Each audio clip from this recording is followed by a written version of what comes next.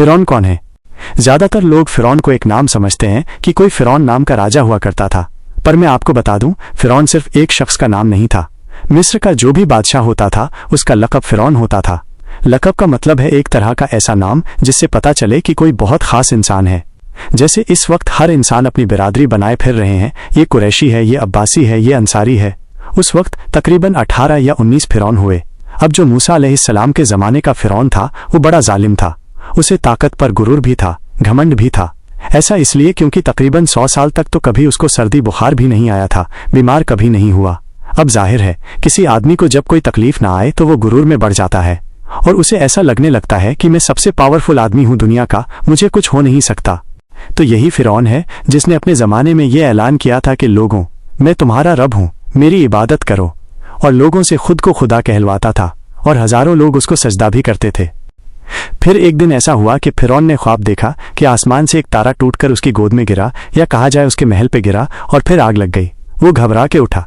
सुबह नुजूमियों को, काहिनों को बुलाया कि इस ख्वाब की कोई ताबीर सही सही बता दें। फिर उन लोगों ने अलग अलग ताबीरें बताईं।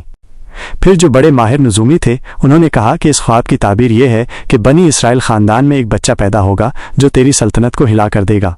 अब यह ख्वाब की ताबीर सुनने के बाद शाही फरमान जारी कर दिया गया कि बनी इसराइल में आज के बाद जो भी लड़का पैदा होगा उसे मार दिया जाएगा, क्योंकि वो बच्चा कहीं सल्तनत के खिलाफ करने वाला पैदा ना हो जाए। तो ये ऐलान के बाद बनी इसराइल ख़ानदान में जो भी लड़का पैदा होता उसे मार दिया जाता, बेटों को ज़बह कर देता था और लड़कियों को जिंदा छोड़ देता था।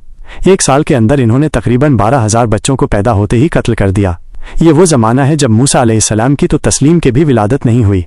विलादत से पहले इतने बच्चे मारे गए। फिर उसके दरबारी ने उसे रिक्वेस्ट किया कि अगर ऐसे सब मार दिए जाएं तो आपकी खिदमत के लिए बच्चे कहाँ से मिलेंगे।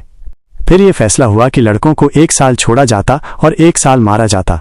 इत्तेफाक ऐसा हुआ कि जिस साल मारा जाने वाला था उसी साल मूसा अलैहिस्सलाम की पैदाइश होनी थी, और पैदा होने का वक्त जब करीब आया तो अल्लाह तबारक व तआला ने युहाबिद यानी कि मूसा अलैहिस्सलाम की माँ के दिल में ये बात वही के जरिए डाली कि तहखाना में चली जाएं।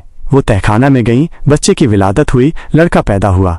अब वो घबरा गईं कि ये साल मारे जाने वाला है, और वो बनी इसराइल ख़ानदान से थी, इसलिए घबरा गईं कि मेरा बच्चा मारा जाएगा, कत्ल कर दिया जाएगा।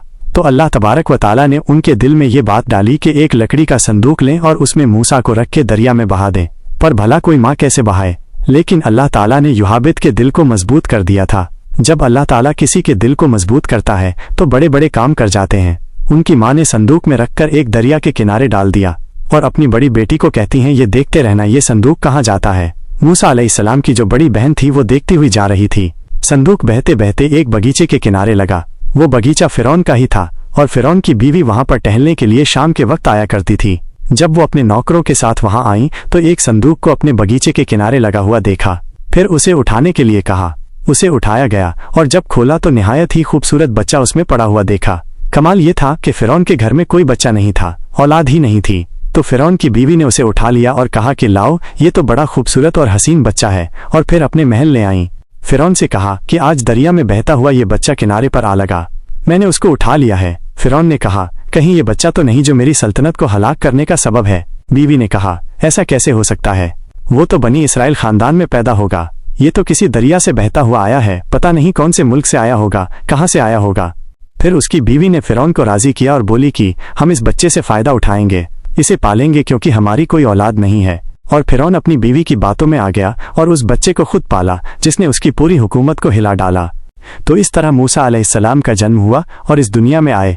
आपको ये वीडियो कैसी लगी ज़रूर बताएं, और अगर इसके आगे की कहानी जाननी है तो चैनल को सब्सक्राइब करो और कमेंट बॉक्स रिक्वेस्ट से भर दो।